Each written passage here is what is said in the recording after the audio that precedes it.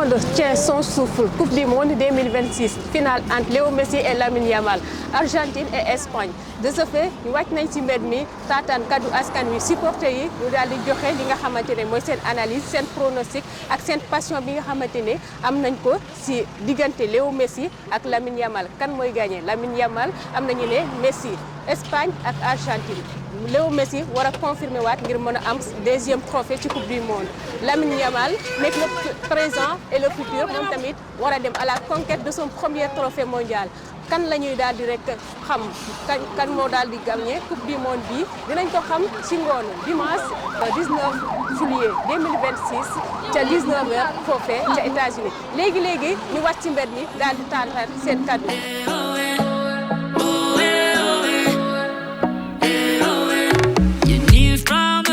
ba léegi rek dañuy desandi ci askan bi pour xam ñoom ban pronostic la ñuy joxe kan mooy gagné la coupe du monde Lamine Yamal moom dafay confirmer moom maanaam rek li nga xam ne mooy le futur ak le présent wala Léo Messi dafay daal di confirmer moom tamit le passé et ak le présent. Sëñ bi lan mooy ci sa xalaat ci match bi nga xamante mooy demi finale coupe du monde bi entre Messi ak Yamal kan nga ci xalaat.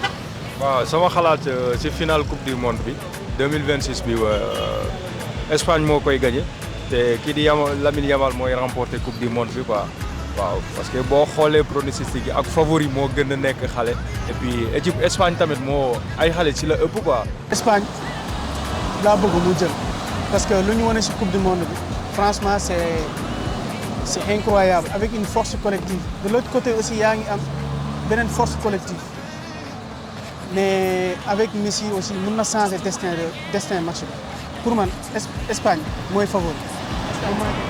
Espagne mooy gagné ko parce que boo xoolee bon Espagne ci demi-finale bi lay doog a montré son vrai jeu match premier tour yi ba huitième de finale seizième de finale les gens ne connaissaient pas xamewuñu Espagne mais vu demi-finale bi li mu football keroog bu ko répété contre Argentine non da koy gagné de toutes les façons da koy gagné te bon Espagne moo gën a pour man moo gën a kii ko jël.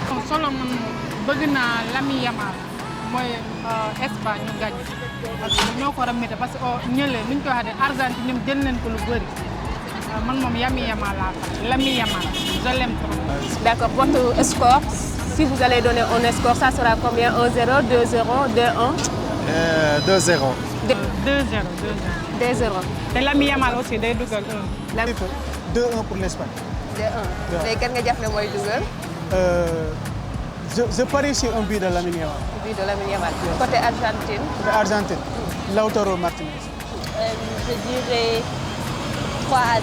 3-0. Avec le but de qui? Messi. Messi. C'est Messi en général. léegi soo doon teg plan de jeu lan ngay teg. Plan de jeu.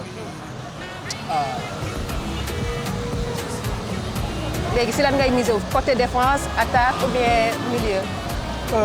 Je peux dire que match yi bataille de milieu lay nekk parce que Espagne sont très forts avec Rodri Olmo et autres parce que gis nañ que match Espagne lu ñu def milieu terrain Espagne c'est exceptionnel mais par rapport de l'autre côté aussi yaa ngi am Argentine boo xamante ne ñoom dans l'intensité dans l'agressivité dans la grinta aussi ils sont forts peut-être du lañ bàyyi ñu jouer mais je peux dire que match bi si milieu terrain bi.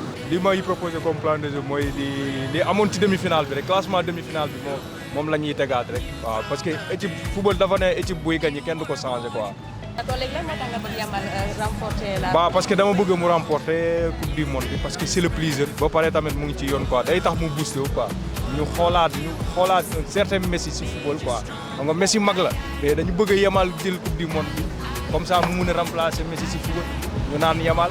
bu Messi demee di bàyyi ñu naan Yamal. boo déggee bal mooy Lamine Yamal xam na bal mën na football te xale la aussi. Je trouve qu'il est assez généreux et ouvert aux enfants voilà et puis c'est un bon joueur aussi il n'abandonne pas il est assez déterminé. ak ñaari équipe yooyu ban appréciation nga def ci seen début ba fi ñu dégg ci ni ci coupe du monde bi. Espagne moom daanaka nu mu commencé dafa métti parce que dafa nii nag Cap-Vert.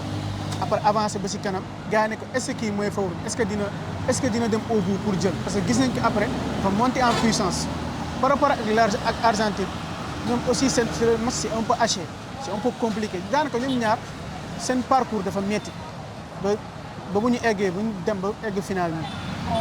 ñaari équipe yi ñoo bokk football pratiquement ñoo bokk football parce que ñoom ñaar ñëpp at seen attaque dafa baax Argentine attaque am dafa baax bon kii attaque am dafa baax et que les gens dañuy fàtte parce que affaire bi du Yamal à côté de l'Espagne ou bien Messi à côté de l'Argentine non il y a des joueurs derrière yoo xam ne il peut faire la différence à tout moment.